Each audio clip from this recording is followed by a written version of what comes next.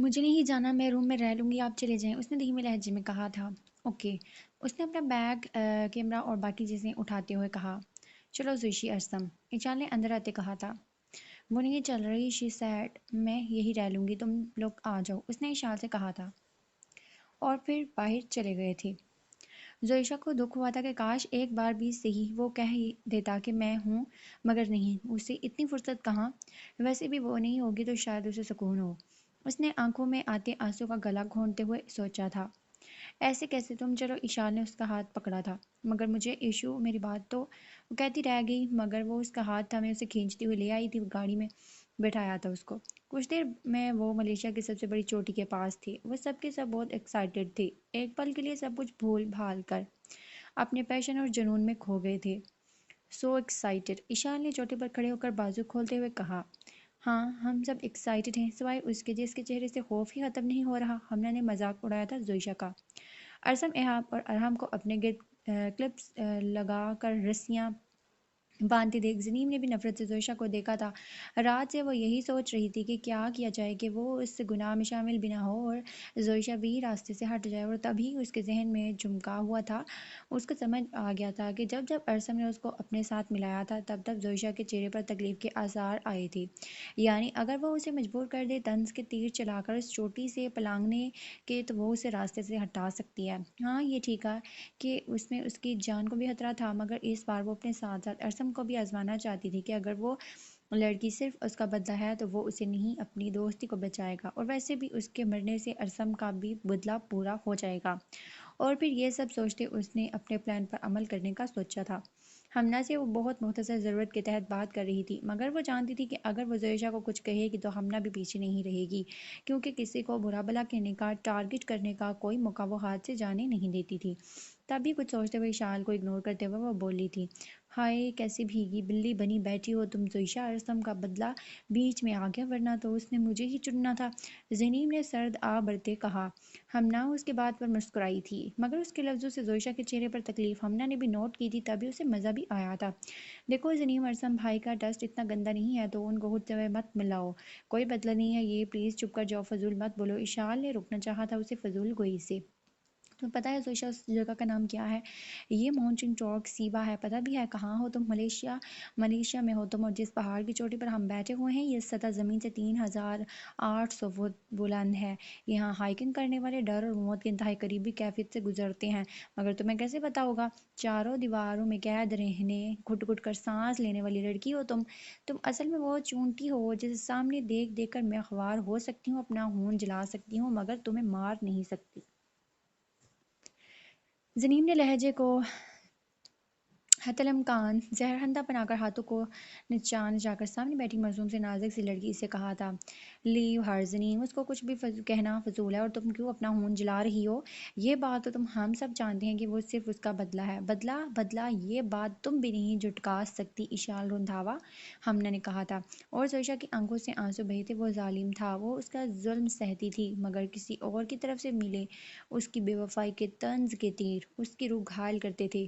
وہ چاروں اس time mountain talk سیبا کی چوٹی پر بیٹھی تھی، زنیم، زویشا، ہمنا اور اشال، جبکہ ارسم، ایہاب اور ارحم اس چوٹی سے دوسری چوٹی کو لمبی رسی پر چلتے موت سے بے فکر اپنے شوق کو پورا کر رہے تھے۔ او شٹ، ویڈیو بنانی تھی میں نے اور کیمرہ اوپر ہی بھول آیا، تم لوگ کو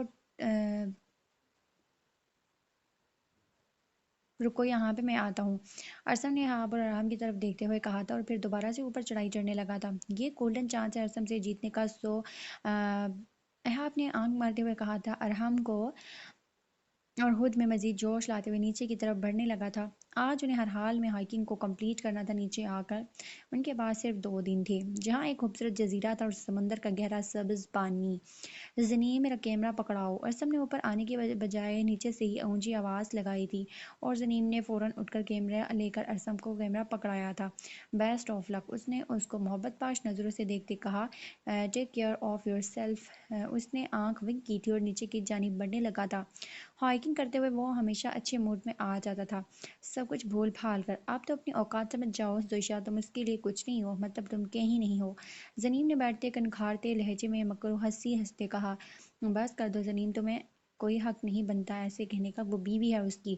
اشال کو غصہ آیا تھا اس کی باتوں پر، تبھی زویشہ کے کندھے پر ہاتھ رکھ کر شعلہ بار نظروں سے زنین کو دیکھتے کہا، بیوی؟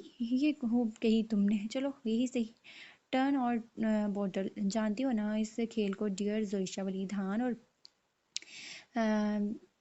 نو مس زکا اللہ، ہر نیم از زویشہ ارسم سلطان چودھری۔ اشال نے اس کی بات کاٹتے ہوئے کہا، what ever, so just turn the bottle, جس پر یہ ٹرن ہوگی وہ یہاں سے خود کو ثبوت دے گی اپنی محبت کا، بلکہ میں کہتی ہوں بوتل کی ضرورت ہی کیا ہے، ہم دونوں کودتے ہیں، اپنی محبت کو آزماتے ہیں، اور ارسم نے جس کو بچا لیا وہ اس کی۔ زنیم نے کہتے ہوئے زویشہ کے آگے اپنا دایاں ہاتھ کرتے کہا، اور اشال کا دماغ کھولا تھا کہ اس کی بات سن کر اس ٹائم وہ سائے کو لگی تھی، تم پاگل ہو، 3800 فٹ بلندی، نیچے گہرا سمندر، دماغ سیٹ اپ، پاگل ہو گئی ہو۔ اشال کو سن کر ہی خوف آیا تھا، اور وہ جس نے نہ بولنے کی قسم کھا رکھی تھی، اس کو اپنے سامنے رکھا ہاتھ دے کر تھر تھر کانپنے لگی تھی۔ کرنے تو نا اشال، تم کیوں ہر بات میں غصی ہو، it's gonna be great adventure. ہم نے ہاتھ کی انگلیوں سے وکٹری کا نشانہ بنا کر دکھاتے جوش سے کہا تھا، میں بہت ایکسائٹڈ ہو رہی ہوں، ہمنا کو ویسے ہی پرائے پنگے میں کودنے کا شوق تھا۔ میں تو کہتی ہوں ایشو تم بھی ان کے ساتھ کود جاؤ، ہاں ہاں، آر یو اسکیئرڈ بیبی؟ پھر زنیم کی طرف دیکھتے ہمنا نے اس سے پوچھا، no, why I am scared, I do everything for my love. 3800 foot کی بلندی میری محبت کے آگے کچھ بھی نہیں، اس نے بے تاثر لہجے میں کہا، اور زویشہ کا ہاتھ پکڑ کر اسے کھینچتے ہوئے اٹھایا۔ باز آ جو زنیم، وہ تمہاری باتیں سن کر ہی مر گئی ہے، وہ یہ ماحول، یہ سب نہیں ڈیزرو کرتی، اسے عادت نہیں ہے۔ تیز چلتی ہوا میں اس کے لرزتے جسم کو اس نے اپنے سینے کے ساتھ لگایا، کہا، ہاں تو میں تھوڑی نہ لائی ہوں اسے یہاں، اب اس کے شوہر ہی اسے پل پل مارنا چاہتا ہے تو میں کیا کہہ سکتی ہوں۔ زویشہ محبت نہیں کرتی ہو کیا ارسم سلطان چودھری سے اپنے شوہر سے؟ ہاں ہاں، کہتے ہی اس نے اس کا ہاتھ کھینچا اور کھینچتی ہوئے اسے چوٹی کے اینچ پر لے آئی تھی۔ آنکھیں کھولو، اس نے اس کے ہاتھ پر دباؤ بڑھاتے چلاتے ہوئے کہا۔ اس نے آنکھیں کھولی اور اس کا اسی لمحے بری طرح سر چکرایا تھا، ہائیٹ فوبیا تھا اسے، اور گہرے پانی سے وہ کوسوں دور بھاگتی تھی، اتنی بلندی پر کھڑے ہو کر نیچے دیکھتے ہوئے سانس لینا بھول گئی تھی۔ زنیم چھوڑ دو اسے، میں اپنی ذمہ داری پر اسے ساتھ لائی ہوں۔ اشال نے بھاگتے ہوئے ان تک آتے کہا، so let's go for a wonderful ride dear Zoisha. اس نے اس کا ہاتھ پکڑتے مسکراتے کہا تھا، اور پیچھے مڑ کر اشال کو تلخی سے مسکراتے دیکھا۔ نہیں، زویشہ نے نیچے دیکھتے شدت سے آنکھیں بند کرتے پیلے پڑتے رنگ سے کہا، مگر وہ کہاں سننے والی تھی، اس کا ہاتھ لیے کودی تھی اور کودتے ہی اس کا ہاتھ چھوڑا تھا۔ ارسم! زویشہ شدت سے چلائی تھی۔ احاب! ارحم نے زویشہ کی آواز سنی تھی، مگر جس سائڈ سے وہ کودی تھی وہ دونوں وہاں سے کافی دور تھے۔ زنیم، زویشہ، ارسم نے دونوں کو نیچے کی طرف گرتے دیکھا۔ ارسم سیو می! زنیم اس تک آتے چلا رہی تھی۔ زنیم اس کی بائیں سائڈ تھی تو زویشہ دائیں سائڈ۔ اس نے نفرت سے زویشہ کو دیکھا تھا، اور اس سے پہلے کہ زنیم اس کی پہنچ سے دور ہوتی، اپنی رسی کے ساتھ وہ ہوا میں لہرایا تھا اور زنیم کو بازو سے تھام کر قریب کیا تھا۔ ہوا کے زور پر اس نازک جان نے اپنی آخری امید ٹوٹتی دیکھی تھی۔ اس دشمن جان کی باہوں میں اس کا وجود دیکھا تھا، اس گہرے سبز سمندر میں اس کے آنکھوں ہواؤں کو چیرتے ہوئے گزرے تھے، اور اس سبز پانی نے وہ درد اپنے سینے پر سہا تھا جس کا دل سکڑ کر بے جان ہوا تھا، اور ایک بے جان وجود کو پانی میں تحلیل ہوتے چوٹی کے درمیان میں کھڑے احاب، ارحم، زنیم کو باہوں میں بھرے ارسم سلطان چودھری نے اور اشال اور ہمنا نے چوٹی کے اینچ پر کھڑے دیکھا تھا۔ پانی میں وہ گری تھی، ارد گرد کا پانی اچھلا تھا جیسے پتھر کو پانی میں مارنے سے ارتعاش پیدا ہوتا ہے۔ بس اتنا سا ارتعاش ہی تو پیدا ہوا تھا، بس ختم ہوا تجھے پانے کا جنون۔ انا للہ و انا الیہ راجعون۔ دماغ سیٹ ہے تمہارا؟ اس نے نفرت سے کہا تھا، زنیم کو پکڑتے ہوئے اپنی کمر پر بندھی بیلٹ اس کی کمر پر باندھی تھی، جبکہ دھیان اس کا نیچے ہی تھا۔ تم نے ثابت کر دیا ہے میری محبت کو، ہماری دوستی کو، میں نے اسے کہا تھا وہ مجھے بچائے گا، تمہیں نہیں، اس لیے میں اپنی جان کی پرواہ کیے بغیر اسے لے کر کودی۔ اس نے اس کا کندھے پکڑتے کہا، شٹ اپ، تم سے تو میں بعد میں ملتا ہوں، پہلے اس بے وقوف لڑکی کو تو دیکھ لوں۔ ایک بات یاد رکھنا، تمہیں اس لیے بچایا ہے کہ تم ارحم اور ہم سب کی ذمہ داری پر یہاں آئی ہو، تمہارے باپ کا جواب دینے کے لیے بچایا ہے تمہیں، ورنہ میری طرف سے تم جہنم مت جاؤ، ڈونٹ کیئر۔ محبت نہیں بھی کرتا اس سے تو میری بیوی ہے وہ، نکاح کے دو بول کے پیچھے میں قاتل نہیں بن سکتا۔ اس چٹان کو، رسی کو مضبوطی سے پکڑ کر رکھنا۔ غصے اور نفرت سے کہتے اس نے اپنے ارد گرد لگی ساری رسیاں اس کی کمر پر باندھی تھی، ایک سیکنڈ کی بھی دیر کیے بغیر۔ احاب، اس کو اوپر پہنچاؤ، احاب کو زوردار آواز میں کہتے اس نے نیچے دیکھا تھا، وہ ساری پانی کے اندر تھی، بس ایک ہاتھ باہر تھا اور اب وہ پانی میں تحلیل ہو رہا تھا۔ وہ شور نہیں کر رہی تھی، اپنا بچاؤ نہیں کر رہی تھی، اپنی زندگی بچانے کے لیے لڑ نہیں رہی تھی، یہی تکلیف دہ تھا۔ اس نے اس کے ہاتھ چٹان پر رکھتے خود کو بھی ہواؤں کے سپرد کر دیا تھا، دل کسی انجانے خوف سے لرز رہا تھا۔ ہاں یہ سچ ہے کہ وہ اس کو تکلیف پہنچاتا تھا، اس کو سب کے سامنے ڈیگریڈ کرتا تھا۔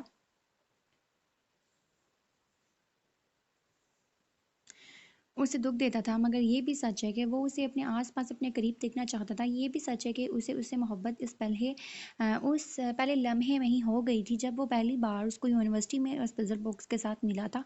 मगर हर लम्हा उसके एहसास को उसके दिमाग में मौजूद गलतफ़हमी के बदले ने दबाया था। ज़िंदगी में शायद कभी किसी वक़्त ही उसकी इतनी हालत ख़राब हुई हो जितनी उसे पानियों में डूबते हुए देखकर हुई थी। मगर इस वक़्त उसे उन दोनों को बचाना था। वो जानता था ज़नीम हाइकिंग कर लेती है, वो उन चट्टानों को पकड़कर मज़बूती से पाँव रखकर खुद को बचा लेगी। मगर ज़ोइशा, उसे तो इन सब का पता ही नहीं था। रस्सियों पर गिरफ्त कैसे रखते हैं खुद को, कैसे रस्सियों के सपोर्ट किए खड़ा रखते हैं, कैसे खुद का कितना वजन रस्सियों पर डालना है, कैसे खुद को पाँव को जमाना है। इसलिए पहले ज़नीम को अपने क्लिप हैंडल्स वायर देकर वो सेकंड की देरी के बिना पानी में कूदा था। ये बात वो जानता था कि ना तो ज़नीम को स्विमिंग आती है और ना ही ज़ोइशा को, मगर ज़नीम को हाइकिंग तो आती थी। इसलिए उन दोनों के नीचे आते ही उसने ज़नीम को खींच लिया था और ज़ोइशा को बचाने खुद पानी में कूदा था।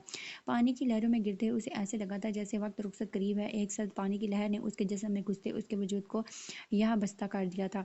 पानी उसके कानों, उसके नाक में घुस गया था। सांस उखड़ना शुरू हुआ था और उसे लग रहा था जैसे उसका वजूद पत्थर हो गया हो। हाथ पाँव बाजू जिस्म के किसी हिस्से ने भी हरकत करने से जैसे इनकार कर दिया था।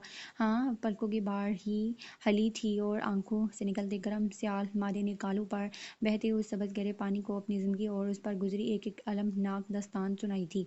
उस आंसू के पानी में हर दर्द था, वो दर्द जब उसने बचपन में अपने माँ बाप को अपनी आंखों के सामने खोया था, वो दर्द जब उसने हर रात जाकर गुजारी थी, रात डर कर उठ जाती थी जब जब उसे महसूस होता था कि कोई आकर उससे भी बिल्कुल इसी तरह कत्ल कर देगा, मार देगा जैसे उसके माँ बाप को मारा है। जवानी की दहलीज पर पहुंचते उसके दर्द में और इजाफा हुआ जब हफ्ते के 4 दिन एक मर्द नमा औरत आकर उसको अपने वार से घायल करके उस पर अपनी धौंस जमाकर जगह जगह से छू कर ये साबित करती कि वो सिर्फ और सिर्फ उसकी मलकियत है, और अगर उसने अपने भाई और दादी को बताया तो वो उसे मार देगा, यानी वो अपने भाई और दादी से भी महरूम हो जाएगी।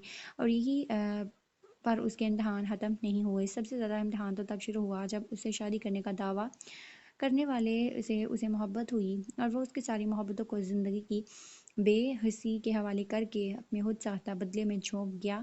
उसके सामने किसी और औरत को वो मकाम देने की ठानी जिस पर उसका हक था।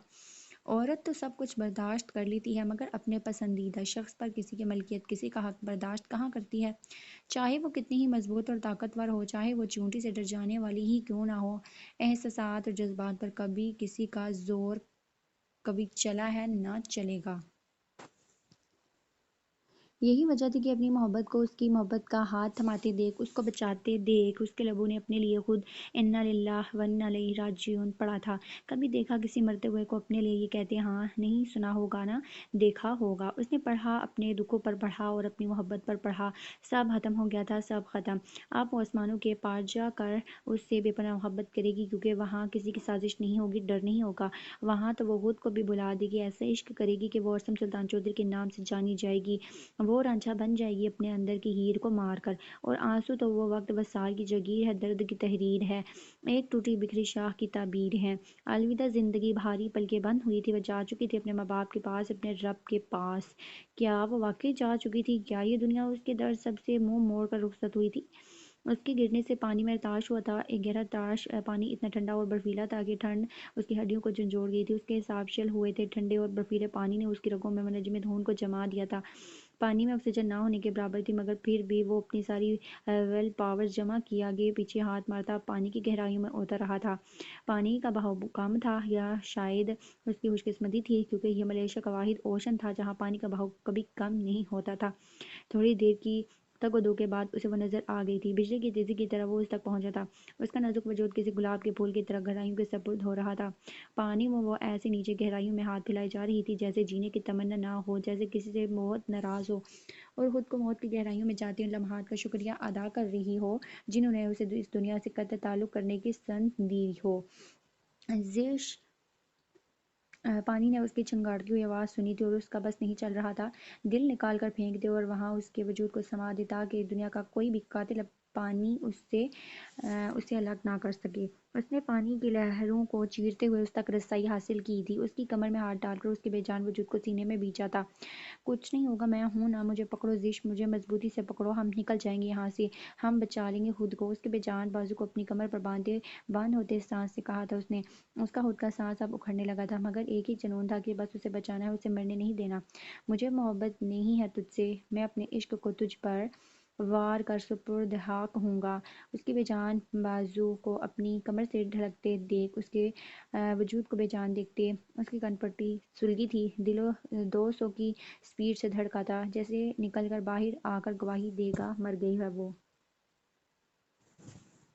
نہیں، تم زش نہیں کرو ایسا، you don't have to do this with me, please یار، میں آ گیا ہوں نا۔ اس کو بچانا میری مجبوری تھی، نہیں ہے مجھے اس سے محبت، میرا دل تم ہو، میری تربیت تم ہو، میری تربت تم ہو، پلیز تربت دل، اے مٹی کے دل، میرے لیے چند سانسیں لو ورنہ میں مر جاؤں گا، پلیز زش مت کرو، رحم کھاؤ اس عشق پر جسے خود سے چھپا کر دفن کر رکھا تھا دل کے خانوں میں۔ سمندر کے پانی نے اس کے چیختے، اس کی روتے، اس کے درد بھری آواز کو اپنے دامن میں سمیٹا تھا، اس کے آنسو کو خراج بخشا تھا۔ درماندہ ہی سے ہی زمین کی تہوں میں عشق کی قبولیت پر پاس سے گزرتی چھوٹی چھوٹی مچھلیوں نے ان دونوں کے یخ بستہ بے جان پاؤں کو چھو کر محبت کے اظہار کی گواہی دی تھی۔ سمندر کی مچھلی کو اپنے بچوں کو سنانے کے لیے ایک نئی کہانی مل گئی تھی۔ اس کو بچوں کی طرح گود میں اٹھاتے اس نے کنارے کی طرف رخ کیا تھا۔ اس کا خود کا وجود بے جان ہو رہا تھا، مگر اس کے وجود کی جان جس کے وجود سے جڑی تھی اس سے اس کو بچانا تھا ہر حال میں۔ بند ہوتی آنکھوں سے پانی کے اندر وہ اس کو خود پر لادے بڑی مشکل سے کنارے تک آیا تھا۔ آخری بار اس نے اسے اس جزیرے کی ریت پر ڈالتے اس کے ہاتھ کو تھامتے اس کی ناک کے ساتھ ناک جوڑی تھی۔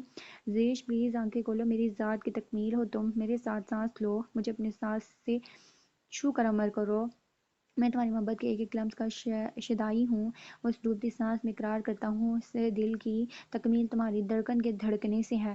خون کی پھوار رستم کے ناک سے نکلی تھی اور وہ زویشہ کے نیلے ہونٹوں پر گری تھی، اس کے پہلو میں آخری سانس لیتا گر گیا تھا، وہ دل بند ہوا تھا اور جسم بے جان، بدلا محبت، دو لفظوں کی تحریر، کہانی ختم۔ فراق دائمی، دل ٹکڑے ٹکڑے، ٹھنڈے پانی کی ایک آہری لہر دونوں پر بے دردی سے گرتی اس کے یکبستہ وجود کو بھگا گئی تھی، اور پھر ٹھنڈی ہوا کے جھونکوں نے ان کی پلکوں کو سلامی دی تھی، ریت ان کے ہاتھوں میں قید ہوئی تھی کسی فراق میں رکھے ہوئے وصال کے دن ہیں مدتوں سے کہیں لاپتہ کمال کے دن، جسے عروج پہ جا کر مشقتوں سے ملے، اب وہ شخص مجھ سے کہیں کھو گیا زوال کے دن۔ یہی دعا ہے رہے سبز ہی تیرا یہ چمن، خدا کبھی نہ دکھائے تجھے ملال کے دن، یہ عمر بھر کی ریاضت بھی کام نہ آ سکی، جواب دے نہ سکا میں کسی سوال کے دن، تصورات کی راتوں میں سوگ برپا رہا، کہیں پہ قتل ہوئے سب مرے خیال کے دن، یہ جانتا ہوں کہ ممکن نہیں وہ لوٹ سکے، گزارتا ہوں مگر احتمال کے دن۔ وہ بدلا تھی مگر وہ محبت بھی تھی، وہ محبت جس کی نہ کوئی ابتدا تھی نہ انتہا، یہی وجہ تھی کہ اسے خود سے جوڑ کر رکھا تھا اس نے۔ بدلہ لینا ہوتا تو پہلی فرصت میں ختم کر دیتا، اس کے لیے مشکل تھوڑی تھا، مگر اس پہلی نظر کی محبت نے ہاتھ باندھے رکھے تھے وہ سب کے سامنے اس کو بدلہ کہہ کر پکارتا تھا، سب کے سامنے بے حس بنتا تھا تاکہ خود کے اندر چلنے والی جنگ کو یہ ڈھارس سونپ سکے کہ وہ اچھا بیٹا ہے، وہ محبت کے لیے نہیں اپنے باپ کی روح کے سکون کے لیے مرتا ہے، وہ جس جنگ میں سلگ رہا ہے اس جنگ میں سے چاہ کر بھی نکل نہیں پا رہا، یہ سچ ہے۔ اس رات اس کے احساس کو اپنے اندر سمیٹ کر وہ کمرے سے باہر نکلا تھا، مگر یہ بھی سچ ہے کہ اپنی شادی کی رات اپنی بیوی کو، اپنی محبت کو کمرے میں چھوڑ کر، اپنے باپ کی تصویر کو سینے سے لگائے وہ اسٹور روم کے اندھیرے میں الماری کے ساتھ بیٹھ گھٹنوں میں سردی صبح تک روتا رہا تھا۔ ہاں، اس اسٹور روم میں جہاں جب بے بسی کی انتہا کو پہنچتا تھا تو سب سے چھپ کر روتا تھا۔ ہاں، یہ بھی سچ ہے جب وہ صبح کمرے میں آیا تو اسے سوتا دیکھ کر جھک کر اس کے پیشانی پر لب رکھے تھے نرمی سے، اس کے لبوں کو چھو کر کتنی دیر دیکھتے رہنے کے بعد تیار ہونے لگا تھا۔ ہاں، یہ بھی سچ ہے جب ایشو نے کہا کہ وہ بے حد خوبصورت لگ رہی ہے تو اس نے کیسے اپنے دل پر پتھر رکھ کر اس کی خوبصورتی کو حذف کیا تھا۔ یہ بھی سچ ہے کہ اس کے چہرے پر اپنی محبت کے کھو جانے کے اندیشے دیکھنے کے لیے، اپنی محبت میں پور پور ڈوبی زویشہ کے چہرے پر خود کے کھو جانے کے آثار دیکھنے کے لیے اس نے صبح پھوپھو سے اور بعد میں زمین سے شادی کی بات کہی، اور یہ بھی سچ ہے کہ صبح جب بغیر اس کے کہے اس نے اس کے زخم پر لب رکھے تھے تو وہ سارا دن اس کے لمس کے احساس میں ہی کھویا رہا تھا، مگر یہ بھی سچ ہے کہ وہ اس کی محبت کے احساس کو اپنے اندر مارنا چاہتا تھا، مگر وہ اس حقیقت کو نہیں جھٹلا سکتا تھا کہ وہ ولید خان کی بیٹی ہے، اس پزل باکس کی مالک ہے جس کا ایک حصہ اس کے باپ اس کے پاس ہے، اور یہ سوال ہی اس کی محبت کو کچل دینے کے لیے کافی تھا کہ اس کے باپ نے 2 پزل باکس شاید اس لیے بنوائے، اپنے بیٹے کو اس لیے دیا، اور اس کا ایک حصہ اس کو اپنی زندگی ختم ہونے کا خدشہ پہلے سے تھا، اور اس لیے اس کے قاتل تک پہنچنے کے لیے وہ اپنے پیچھے اسے پزل باکس کو چھوڑ آیا۔ باپ کے قاتل کا سامنا اور محبت کا سامنا۔ اس رات گھٹنوں میں سردی، اور اس نے یہ جانا تھا کہ وہ نہ اپنی محبت سے دور جا سکتا ہے اور نہ اپنے باپ کے قاتل کو چھوڑ سکتا ہے، ہاں مگر وہ اس سب محبت کے جذبے کو اپنے اندر دفن کر سکتا ہے۔ وہ اسے اتنی بے اعتنائی برتے گا کہ اسے نفرت ہونے لگے گی، اور جب اسے نفرت ہونے لگے گی تو اس کی نفرت اس کی محبت کو آہستہ آہستہ ختم کر دے گی۔ سب کے سامنے وہ ضدی، جنونی، نافرمان، خود سرتا، اپنی اناؤں میں جلنے والا ارسم سلطان چودھری تھا۔ کوئی اس کے اندر جھانکتا تو دیکھتا کہ اس کے دل میں کتنی خواہشیں ہیں کہ کاش اس کی محبت اس کے باپ کے قاتل کی بیٹی نہ ہوتی، تو وہ کیسے اس کے آنچل کو محبت سے جنون سے بھرتا کہ دنیا رشک کرتی کہ کہیں اس زمین پر 2 دیوانے تھے، پاگل عاشق تھے، عشق کے دیوانے تھے، جن کے نام ارسم اور زویشہ تھے۔ تم ایسا نہیں کر سکتے میرے ساتھ ارسم، میرے ہوتے ہوئے، میری محبت کے احساس کے ہوتے ہوئے تم کیسے اس کو بچانے جا سکتے ہو؟ اتنی تذلیل، اتنا درد میں ڈھار لگائے بیٹھی تھی کہ تم مجھے، میری محبت کو قبول کر لو گے، مگر تم تو اس کے پیچھے چل دیے جسے تم بدلے اور نفرت کا نام دیتے ہو، اور میں بے وقوف رہی کہ تمہیں حاصل کر لوں گی، پا لوں گی، مگر تم تو کبھی میرے تھے ہی نہیں، اور نہ ہی ہوگے، نہ آج نہ کل، تو پھر اس بے مقصد محبت کا مقصد جس کا ہونا نہ ہونا برابر ہے۔ تم نے امر کر دیا اس محبت کو ارسم، جس کے لیے تم کہتے پھرتے ہو کہ وہ تمہاری محبت نہیں، نہ کرتے محبت ہو گئی تمہیں ارسم سلطان چودھری، اور اتنی دھواں دھار جان لیوا محبت کہ تم اس کی محبت میں اپنی جان ہتھیلی پر لیے اس کے پیچھے کود پڑے اسے بچانے کے لیے۔ تم نے ثابت کر دیا کہ آج تم میری محبت نہیں، میرا سراب ہو، وہ سراب جس کے پیچھے بھاگ بھاگ کر مجھے اپنے پاؤں شل کرنے ہیں، پاؤں پر چھالے پڑوانے ہیں، مگر مجھے تم حاصل نہیں ہوگے، پھر بھی میری زیست کے بے جان لمحے کی طرح رہو گے جس میں جان نہیں آ سکتی۔ رسی تھامے اسے سبز پانیوں کی گہرائیوں میں اترتے دیکھ اس نے بہتے آنسوں سے کہا، زنیم پاؤں کو مضبوطی سے جمائے رکھو، میں بس پہنچ رہا ہوں، تم تک پلیز نیچے مت دیکھو بار بار۔ احاب نے اسے نیچے دیکھتے ہوئے کہا تھا، وہ بس چند قدم کی دوری پر تھا اس کے۔ زنیم لک، وہ ٹھیک ہوں گی ارسم بچا لے گا اسے، تمہیں اپنا آپ رسی پر کنٹرول کر کے رکھنا ہوگا، ڈونٹ موو، حرکت مت کرو۔ ارحم نے چلا کر کہا، کیا کہوں گی اوپر جا کر ہمنا اور اشال کے سامنے کہ اس نے اپنی بیوی کا انتخاب کیا؟ ہمنا ہنسی گی مجھ پر، اور اشال اس کا کہا تو سچ ہوا، وہ تو واقعی زوشہ سے محبت کرتا ہے، بے گناہ محبت۔ ہمنا یہ سب جا کر ابدال کو بتائے گی، وہ بھی تو خسے گا مجھ پر، اور پھر مجھے ذاتی شخص کے ساتھ ساری زندگی نہیں رہنا مجھے اس کے ساتھ۔ اس نے وائر کے مین جوائنٹ والی کلپ پر ہاتھ رکھا تھا، آپ 2 قدم کی دوری پر تھا، ہری نظر چوٹی کے اینج پر کھڑی ہمنا پر ڈالی تھی اس نے۔ میں تمہیں کبھی معاف نہیں کروں گی ہمنا، کہتی اس نے کلپ کو کلک کیا تھا اور رسیاں کھلتی چلی گئی تھی۔ زویشہ مبارک ہو تمہیں ارسم سلطان چودھری، میری دعا ہے تم دونوں خوش رہو۔ آخری بار اس نے آسمان کو دیکھتے کہا اور خود کو ہواؤں کے سپرد کر دیا۔ زنیم نو، احاب چلایا تھا مگر وہ پانی میں جا چکی تھی۔ واٹ دی ہیل، ہو کیا گیا ہے ان سب کو؟ ارحم پھنکارا تھا۔ اشال کال دی ایمرجنسی سروس، ارحم نے آواز دی، مگر اس کی آواز اس تک نہیں جا رہی تھی۔ ہمنا اور اشال نے چوٹی پر کھڑے اس کو پانی میں لہروں کے حوالے ہوتے دیکھا۔ اشال منہ پر ہاتھ رکھے بے یقینی سے پیچھے ہوئی تھی۔ زنیم، ہمنا نے چیخ مارتے کہا، اس کی آنکھیں بھیگی تھی، کچھ بھی تھا، بہن تھی اس کی، اس نے کبھی اس کو اپنی آنکھوں کے سامنے مرتے دیکھنے کی خواہش نہیں کی تھی کہ وہ موت کو ہی گلے سے لگا لے۔ ارحم نے اب کی بار اشارے سے کہا تھا، اسے اشارے سے سمجھایا تھا کہ ایمرجنسی سروس کال کرے۔ اس نے پہاڑ کی چوٹی کی ایج پر جاتے وہ محسوس لال کپڑا لہرایا تھا جو اس پہاڑ پر جانے والے ہر ہائکنگ کرنے والے کو دے دیا جاتا ہے کہ ایمرجنسی کے دوران وہ اس کپڑے کو لہرائیں اور انفارم کریں۔ کپڑا لہراتے ہی ہیلی کاپٹر حرکت میں آئے تھے۔ آگے چند سیکنڈز میں 2 ہیلی کاپٹر پہاڑ کی چوٹی پر آئے تھے۔ اشال اور ہمنا اس میں بیٹھی تھی، اور پھر وہ ہیلی کاپٹر ارحم اور احاب کے پاس آئے تھے، وہ دونوں بھی اس میں جا کر بیٹھے تھے اور رسیاں کھولی تھی۔ Look, we have 3 friends, they are on. Arham نے ان کو پوری بات بتائی۔ ان ہیلی کاپٹر میں موجود افراد نے اپنی ایمرجنسی ریسکیو والوں سے رابطہ کیا اور انہیں آنے کا کہا۔ چند سیکنڈز میں انہوں نے دیکھا 4 لڑکے ہیلی کاپٹر سے نیچے چھلانگیں لگاتے پانی میں گرے۔ پلیز ارسم بھائی اور زوشہ کو بچا لیں پلیز، اشال روتے ہوئے ارحم کو کہہ رہی تھی۔ کچھ نہیں ہوگا، سب ٹھیک ہوں گے، ایشو دعا کرو بس، اس نے اس کو خود کے ساتھ لگاتے تسلی دی۔ ہمنا ابھی تک بس سکتے میں تھی۔ یا اللہ پلیز کسی کو کچھ نہ ہو، احاب نے نم آواز میں کہا۔ ہے لک، ہیلی کاپٹر میں موجود شخص نے نیچے کی طرف اشارہ کیا تھا۔ ارسم، زوشہ یہی ہیں، پلیز نیچے کی طرف چلیں، اشال نے کہا۔ ہیلی کاپٹر نے نیچے کی اڑان بھری تھی، ان کے قریب جا کر ہیلی کاپٹر روکا تھا اور وہ سب بھی بجلی کی تیزی سے باہر نکلے۔ ارسم، زوشہ، اشال بھاگتے ہوئے ان تک پہنچی تھی، ان کے ٹھنڈے بے جان وجود دیکھ کر وہ پیچھے ہوئی اور ایک زوردار چیخ ماری۔ ایہاب نے جھک کر ارسم کے دل کے ساتھ کان لگایا اور اس کا رنگ منٹوں میں ہو رہا۔ ارحم نے زویشہ کی نبض چیک کی، وہ کانپتے ہاتھوں سے چھوڑ دی۔ سب گہرے شوق میں تھے، تبھی ایک دوسرا ہیلی کاپٹر آیا، اس میں سے ریسکیو ممبرز باہر نکلے۔ انہوں نے زویشہ کو اٹھا کر ہیلی کاپٹر میں ڈالا، وہ ان سب کو بھی ہیلی کاپٹر میں بٹھا کر شہر کی طرف لے جا رہے تھے۔ ریسکیو ممبرز کو زمین بھی مل گئی تھی جس کی سانسیں بہت مدھم چل رہی تھیں۔ وہ ان تینوں کو لے کر شہر کے بہت بڑے ہسپتال میں ریسکیو کروا چکے تھے۔ حالانکہ وہ سب جانتے تھے کہ ان کی سانس نہیں چل رہی ہیں، پھر بھی ایک امید کی خاطر وہ وہاں ہسپتال کی ایمرجنسی کے باہر کھڑے بس رب سے دعا کر رہے تھے۔ انہوں نے کبھی سوچا بھی نہیں تھا کہ زندگی کبھی ایسا وقت بھی دکھائے گی ان کو۔ کچھ دیر بعد ڈاکٹر آئی تھی باہر۔ کیسے ہیں وہ؟ I am sorry